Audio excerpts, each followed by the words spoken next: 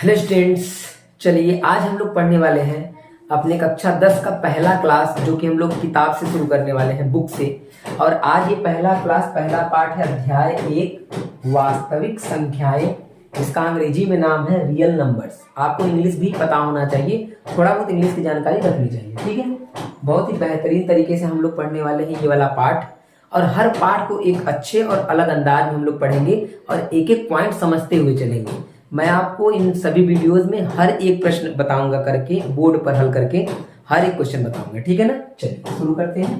तो सबसे पहले इसका कुछ बेसिक बात है, जो छोटे मोटे एक आध दो पॉइंट है पहला पाठ पढ़ने के लिए, तो वो जान लीजिए। चलिए सुनिए, देखिए सबसे पहला कि अभाज्य संख्याएं क्या होती हैं। बहुत सारे लोगों को वो पहले से ही पता होगा और बहुत अच्छी बात है अगर आपको पता है तो, ठीक।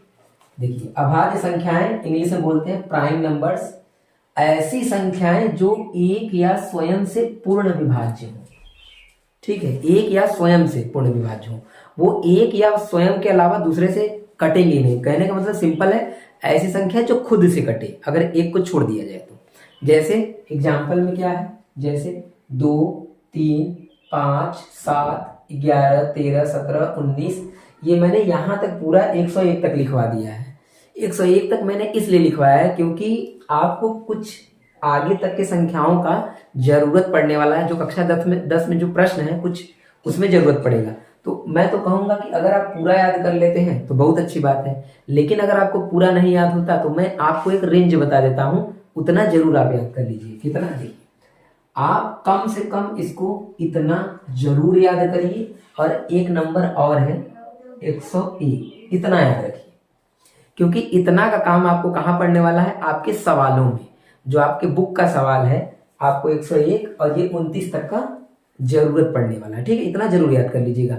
अगर आपसे पूरा याद होता है तो फिर बात ही क्या है, बहुत अच्छी बात है, ठीक। चलिए तो सूत्र क्या है, एक मात्र सूत्र है, मात्र एक फार्मूला, ठीक। क्या फार्मूला है सुनिए, एलसीएम गुणे एचसीएफ, मतलब दो संख्याओं का एलसीएम और एचसीएफ बराबर होता है उसी की पहली संख्या और दूसरी संख्या के गुणनफल के। मतलब अगर एलसीएम एचसीएफ का गुणा करें तो पहली और दूसरी संख्या का जो गुणा करेंगे, जो नंबर यहां मिलेगा वही नंबर यहां मिलेगा, ठीक। ये सूत्र आपको बढ़िया से याद करना है, क्योंकि एक बार ये बोर्ड पेपर में एक नंबर का सूत्र पूछ लिया था, केवल फार्मूला, ठीक है, ये पूछता है। अच्छा, इसका उपयोग हम लोग कैसे करेंगे सुनिए। हम लोग को अगर किसी क्वेश्चन में बोलेगा कि एलसीएम निकालिए, ध्यान समझिएगा, तो इसी फार्मूले से हम लोग क्या करेंगे, एचसीएफ को बटे में भेज देंगे, ठीक है। और एक बात ध्यान दीजिए, पहली संख्या को मान लीजिए हम नाम दे देते हैं ए, और दूसरी संख्या को नाम दे देते हैं बी, ठीक है। ऐसा हमने मान लिया। तो एलसीएम अगर आपको निकालना होगा तो ये बटे में चला जाएगा, तो आपका फार्मूला क्या बन जाएगा, ए इंटू बी बटे में एच सी एफ, ठीक। ये आपका फार्मूला बन गया कि एलसीएम बराबर ये होता है पहला संख्या दूसरा संख्या का गुणा बटे में एचसीएफ। अगर आपसे कहीं एचसीएफ पूछ लिया उल्टा, अगर आपसे कहीं एचसीएफ पूछ लिया तो ये यहां आ जाएगा, ये यहां चला जाएगा। कहने का मतलब एचसीएफ को यहां रोक दीजिए, ये बटे में भेज दीजिए, क्योंकि यहाँ पे गुणा है तो वो भाग में ही जाएगा, ठीक है ना। चलिए देखिए, तो ये क्या बन जाएगा, ए इंटू बी बटे में एलसीएम। ये आपको फार्मूला पता होना चाहिए। सबसे ज्यादा सवाल में जो फार्मूला लगेगा वो ये वाला लगेगा, ठीक है। सवाल में यही फार्मूला ज्यादा लगने वाला है, लेकिन आपको ये एक्स्ट्रा नॉलेज होना चाहिए जरूर।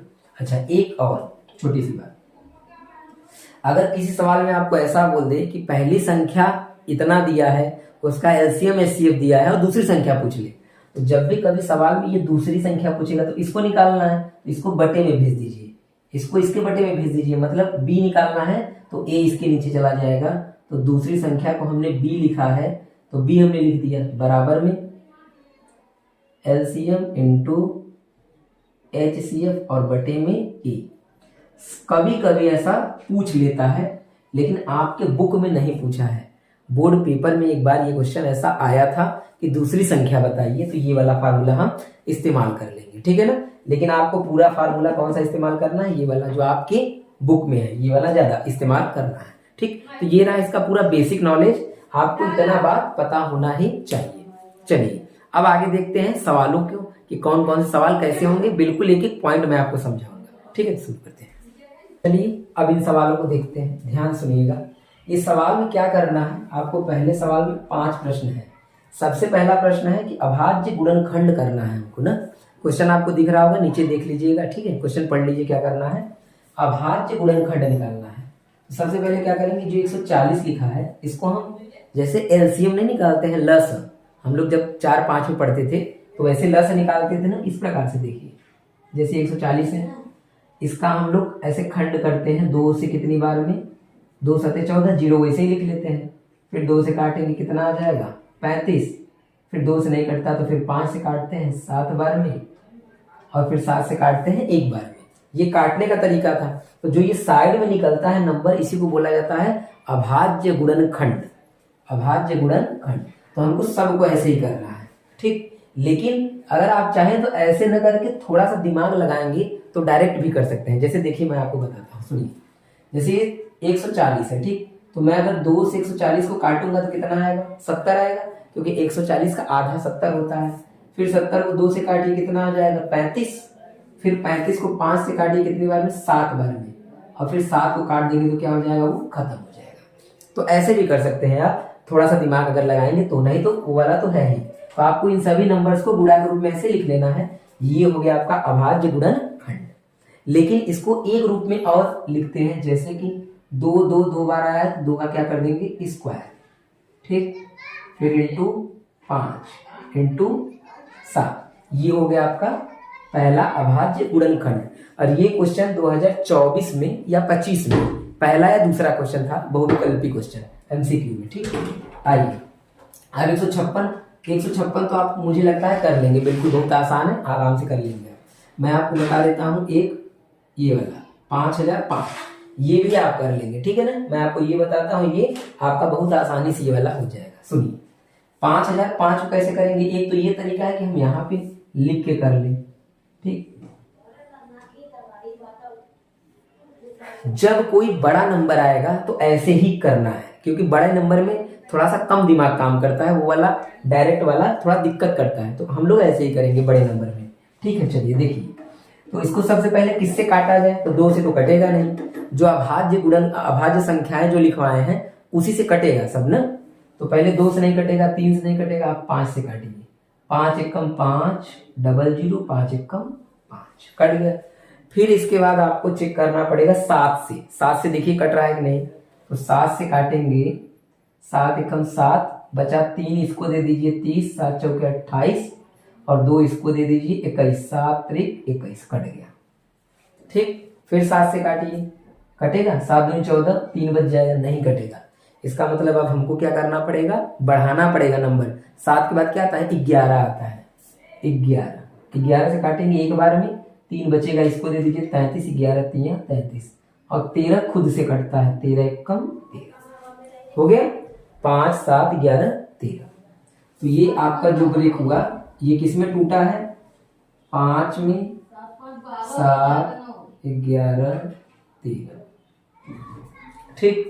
अब इसके बाद ये देखिए कोई मैच नहीं कर रहा है, इसका मतलब है कि आप इसको घात के रूप में नहीं लिख सकते, ऐसे ही रहेगा, ठीक है। अब ये 74 और 29, इसको कैसे काटे हैं, 74 और 29, 74 और 29, ये देखते हैं। तो सबसे कठिन अगर इन पांचों में जो सवाल है वो कौन सा सवाल है, यही है 74 और 29। बाकी सब आसान था, 74 और 29 वाला थोड़ा कठिन है। सुनिए कठिन क्या है इसमें, क्योंकि ये 2 से नहीं कटेगा, ये 3 से भी नहीं कटेगा, ये 7 से भी नहीं कटेगा। तो इस सवाल को या तो आप याद कर लीजिए या तो मैं आपको तरीका बताता हूं। सुनिए सबसे पहले आप इसको काटेंगे किससे, 17 से, ठीक। 17 से काटिए, कितनी बार में कटता है देखिए। 17 से काटेंगे आप, 17 दूनी 34, 17 तिया 51, 17 चौके 68, 17 पचे 50 ज्यादा हो जाएगा, 17 चौके 68, 4 बार में, ठीक है 68। बचा कितना आपका, 68 घटाइए 74 में से, तो 2 और 6 बचेगा आपका, ठीक है ना। 6 दे दीजिए इसको, हो जाएगा 62, यानी 62 हो जाएगा। अब 62 में 17 का डिवाइड करिए भाग, तो 17 चौके 68 ज्यादा हो जाएगा, 17 तिया 51, 17 तिया 51, और फिर बचा कितना, 11 बचेगा, उसको दे दीजिए।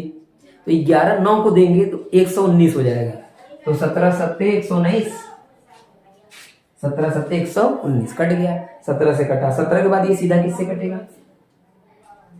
17 के बाद ये कटेगा आपका 19 से डायरेक्ट। 17 के बाद 19 से काटिए, 19 से काटेंगे तो 19 से कम 19, 19 दूना 38, 38 बचा कितना आपका 5 बचा, इसको दे दीजिए 57 बन जाएगा। तो 19 तिया 57, 19 तिया 57 3 बार में। अब 23 से काट देंगे तो कितना हो जाएगा 1, कट गया। मतलब एक बार 17 से कटेगा, एक बार 19 से कटेगा, एक बार 23 से कटेगा। तो इसको लिख लेंगे 17 19 23। ये हो गया आपका अभाज्य गुणनखंड, ठीक है ना। उम्मीद है कि आपको ये समझ में आया होगा बहुत अच्छे से। ये अभाज्य गुणनखंड आप इसको कर लेंगे, इसको कर लेंगे, और इसको करके मुझे कमेंट में जरूर बताइएगा कि इसका आंसर क्या आएगा और आपको समझ में आया कि नहीं आया, ठीक है। आइए अब हम लोग देखते हैं दूसरा क्वेश्चन। दूसरा क्वेश्चन में हम लोग पढ़ेंगे एलसीएम और एचसीएफ, ठीक है। इसको नोट करिए, फिर देखते हैं। चलिए अब दूसरा देखते हैं, इसको कैसे करना है। इसमें बोला है कि एचसीएफ और एलसीएम आपको निकालना है क्वेश्चन में, और आपको एक जांच भी करना है। क्या जांच करना है कि दो संख्याओं का गुणनफल, मतलब इन दोनों संख्याओं का गुणनफल बराबर होगा एचसीएफ और एलसीएम के, इनके एचसीएफ और एलसीएम के, ठीक है। तो सबसे पहला काम हमारा क्या होगा कि हम लोग देखते हैं कि इसका एचसीएफ और एलसीएम क्या होगा, उसको निकालना सीखते हैं, ठीक है ना। बेसिक में अगर आपने पढ़ा होगा तो पढ़ा होगा, नहीं तो आप ध्यान से बात को समझिएगा कि एचसीएफ एलसीएम क्या होता है या कैसे निकालते हैं। हिंदी में अगर मैं आपको बताऊं तो इसको बोलते हैं मस, और ये क्या है आपका लस। एलसीएम मतलब लस, एचसीएफ माने मस, ठीक। मस और लस। सुनिए, सबसे पहले आप क्या करेंगे 26 का कर लेंगे गुणनखंड, फिर क्या करेंगे आप 91 का अभाज्य गुणनखंड, जैसा भी हम लोगों ने पीछे करा है सेम तरीके से। तो 26 को 2 से काटेंगे, कितनी बार में 13 बार में, फिर 13 खुद से कट गया, ये बन गया। अच्छा इसको काटिए 91 को, 91 आपका कटेगा 7 से 13 बार में, फिर 13 से 1 बार में, खत्म। ये इसका अभाज्य गुणनखंड, ये इसका हो गया, ठीक है। ये आपको समझ में आ रहा होगा, ठीक। अब हमको निकालना क्या है एचसीएफ, और क्या निकालना है एलसीएम, ठीक है। उससे पहले मैं आपको इन सब का भी बता देता हूं, ठीक है। जैसे मान लीजिए 510 है, 510 का कैसे करेंगे गुणनखंड, थोड़ा सा मैं इधर से लिखता हूं 510,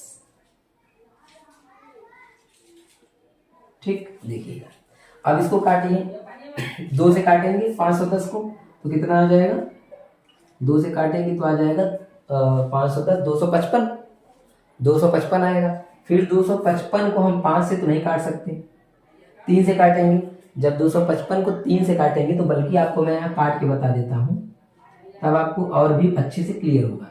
2 से काटिए 255, फिर 3 से कटेगा, 3 सत्ते 21, 3 पचे 15, फिर 3 से कटेगा कितनी बार में 3 दूनी 6, 3 पचे 15, फिर 5 से कटेगा 5 बार में, फिर 5 से कटेगा 1 बार, ठीक। ये इसका गुणनखंड आ गया, ठीक है। 2 दूनी 4,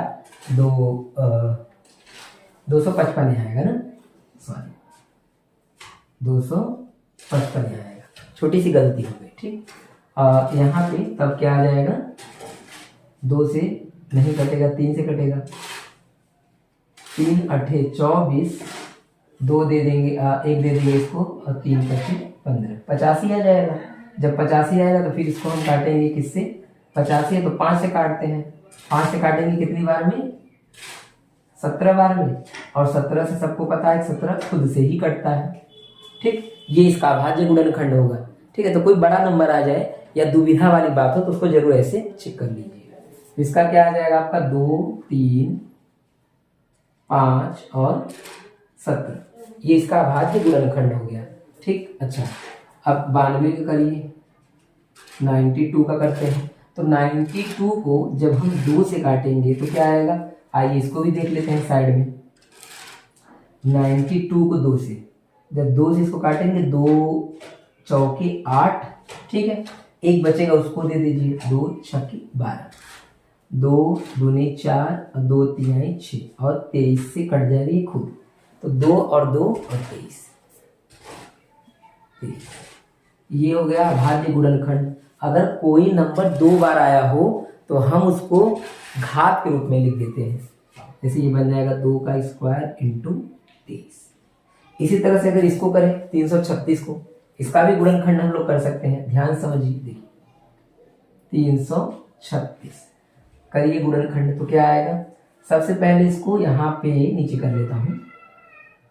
336 2 से कट करेंगे, 2 से कट करेंगे, 2 एक कम 2, एक इसको दे दीजिए 2 छक्के 12, एक इसको 2 अठे 16, 159।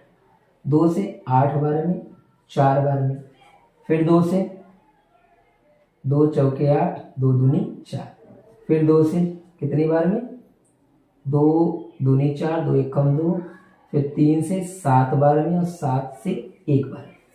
ये इसका अभाज्य गुणनखंड हो गया। ठीक, अब इसको लिख लीजिए, क्या बना आपका 2 2 4 बार, 2 2 और फिर इसके बाद 3, इसके बाद 7, 3 और 7, ये बन गया। अब इसको घात के रूप में लिख दीजिए। घात के रूप में लिखिए इसी के नीचे 1 2 3 4 बार, 2 की घात पे 4 इंटू 3 इंटू 7। ठीक, अब 54 को कर लीजिए 54। ठीक है, यहाँ पे मैं लाइन खींच देता हूँ ताकि अलग क्वेश्चन लगे। 54 को कैसे किया जाएगा, तो 2 से काटेंगे 27, फिर 3 से काटेंगे, फिर 3 से, फिर 3 से, इतना इसका गुणनखंड आएगा। ठीक है, अच्छा इसको भी घात के रूप में लिखिए 2 3 की घात पे 3। ये हमने क्या आपको बताया, जो पीछे भी गुणनखंड करना हम लोग सीख रहे थे। तो देखा जाए तो इस सवाल में हम लोग पीछे का भी क्वेश्चन सीख गए, और भी कोई क्वेश्चन बदल के आएगा तो कर सकते हैं। ठीक, अब हम क्या करेंगे, अब हमको निकालना क्या है, मेन मुद्दा है HCF का और LCM का। ये कैसे निकलता है, इन्हीं दोनों में से देख के कुछ करना पड़ता है। देखिए क्या होगा, सुनिएगा बात ध्यान से। सबसे पहला काम जो HCF होता है, वो जो दोनों में कॉमन होता है उसको लेते हैं, और छोटा घात वाला। जैसे दोनों में क्या कॉमन है, देखिए HCF दोनों में क्या कॉमन है, आप कहेंगे 13 दोनों में है, इसके भी गुणनखंड में, इसके भी गुणनखंड में, जो दोनों में होगा वही लेंगे। ठीक है, तो हमने 13 लिख लिया, 13 लिख लिया हमने, HCF हो गया। लेकिन एक काम और करना है आपको, क्या, घात देखना है किसका घात छोटा है। HCF में हमेशा छोटा घात लेते हैं, तो बताइए इस 13 की घात छोटा है कि इस 13 की घात, तो आप कहेंगे दोनों पर एक है तो कोई भी ले लीजिए। ठीक है ना, एक रहता है तो दिक्कत नहीं है। 2 3 4 मतलब कहने का है जो छोटा वाला होगा हमको वो लेना है, सिंपल बात। HCF हो गया। LCM आइए, LCM इसमें क्या करते हैं, इसमें आपको हर एक नंबर को लेना है, कोई छोड़ना नहीं है, ऊपर वाला भी नीचे वाला भी, ऊपर भी और नीचे भी। लेकिन आप केवल वही नंबर लेंगे जिसका घात सबसे बड़ा होगा। मतलब नंबर तो सभी लेना है लेकिन घात बड़े वाले। जैसे देखिए 2 है पूरे में मिला के 2, तो ले लीजिए 2, और 2 का सबसे बड़ा घात वो खुद है। फिर 7 है, 7 ले लीजिए, 7 का सबसे बड़ा घात वो खुद है। 13 है, 13 ले लीजिए, और 13 का बड़ा घात वही खुद है। तो यानी कि इसमें 2 भी आएगा, 7 भी आएगा, 13 भी आएगा। ठीक, अगर आपको इसमें क्लियर नहीं हो पा रहा है तो अगला देखिएगा, जरूर उसमें आपका बात क्लियर हो जाएगा। ठीक, जो आपको समझना है। गुणा कर लीजिए, तो 13 सत्ते 91 और 91 दूना 182। ठीक, और ये जो क्वेश्चन है इस बार पेपर में आया था। ठीक है, 2026 का मैं बता रहा हूँ, ये क्वेश्चन पेपर में आया हुआ था। ठीक, और उसका आंसर 182 ही था। चलिए आगे देखिए, इसमें देखते हैं HCF क्या करना है, कैसे करना है, सुनिए।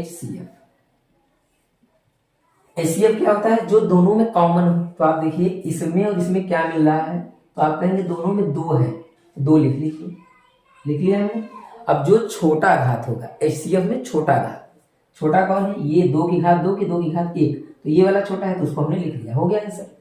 अच्छा, और कोई नंबर था नहीं तो गुणा करके उसको भी लिखते। ठीक है, अच्छा LCM क्या होगा,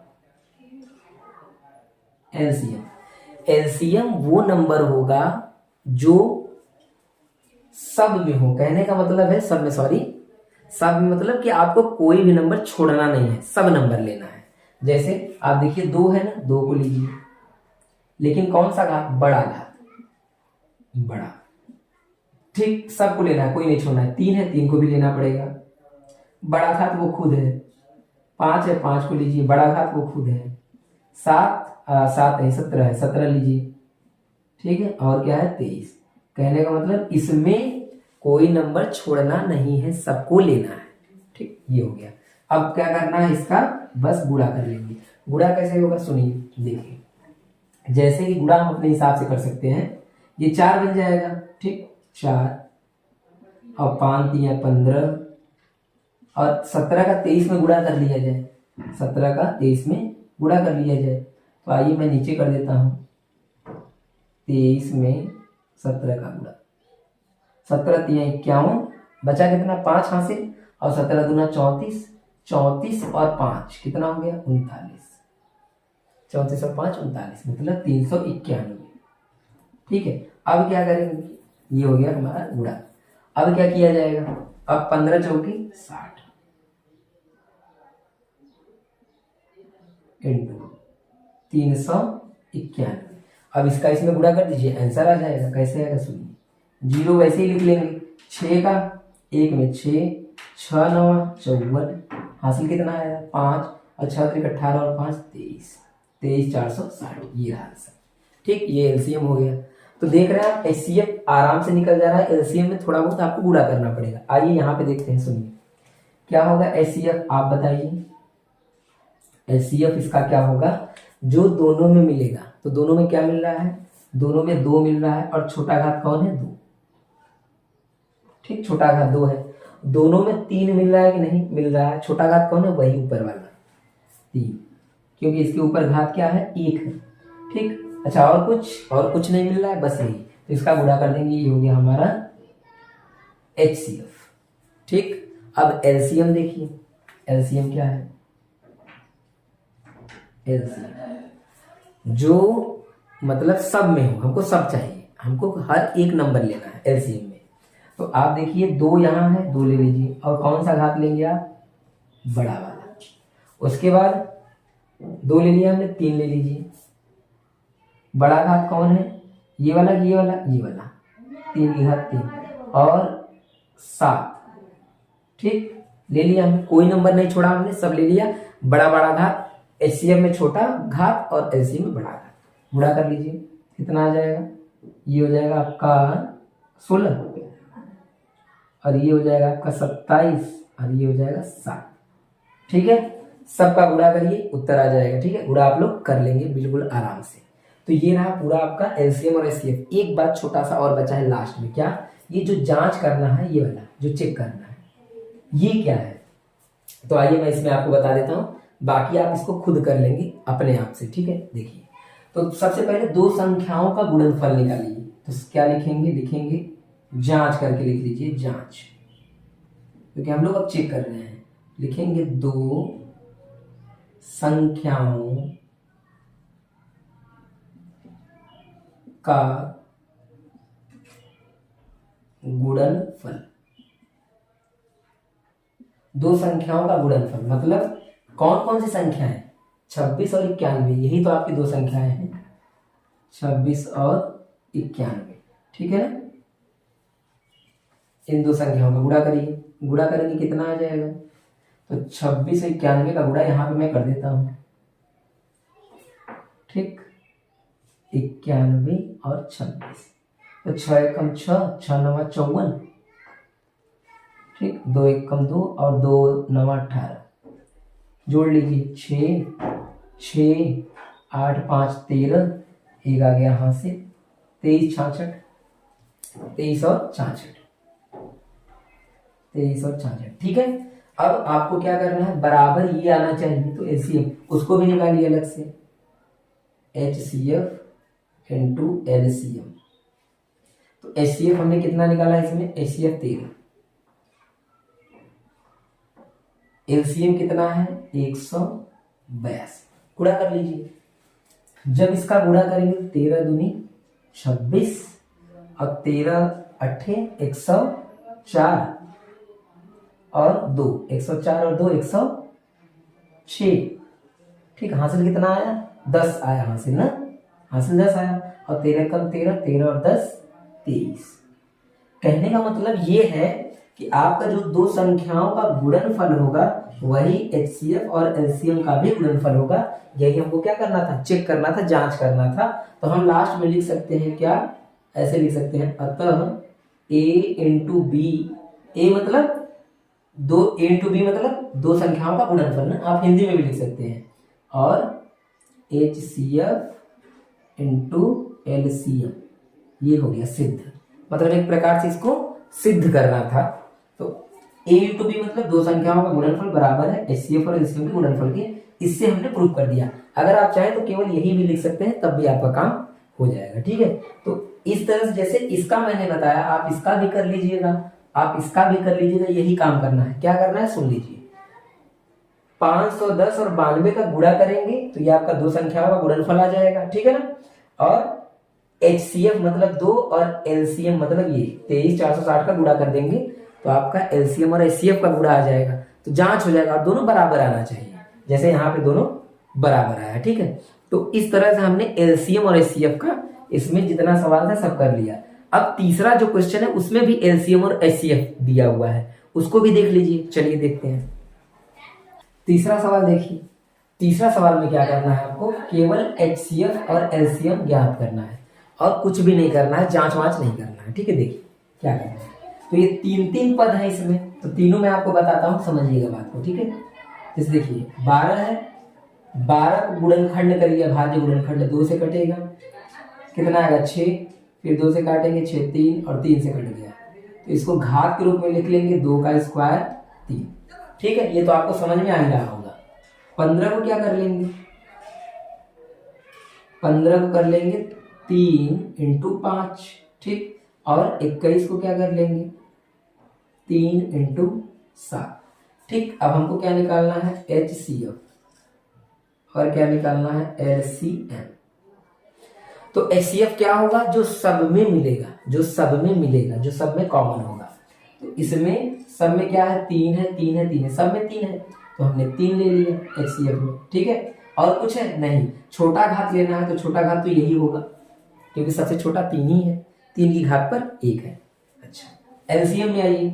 LCM में मैंने कहा था सबको लेना है मिलाकर, कोई छोड़ना नहीं है, सबको लीजिए। जैसे क्या इन सब में 2 है, हाँ 2 है, 2 को हमने ले लिया, बड़ा घात वही बड़ा घात है सबसे।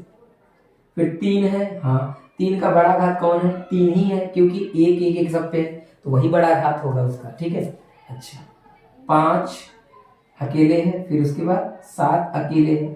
ठीक, तो यही हो गया, बस इसका गुणा कर लेंगे। गुणा करिए, कितना आएगा, ये हो जाएगा आपका 4। ठीक है, और 5 या 15 और इंटू 7, तो 4 का 15 में गुणा करिए, 15 चौके 60 इंटू 7, और 7 से इसमें गुणा कर दीजिए। ठीक है, 6 का 7 में करेंगे 42 आएगा, और 0 बढ़ा देंगे, ये हो गया आपका LCM। ठीक, आइए ये वाला देखिए, ये वाला थोड़ा ऐसा क्वेश्चन दे दिया है कि इसको हम गुणनखंड में तोड़ ही नहीं सकते।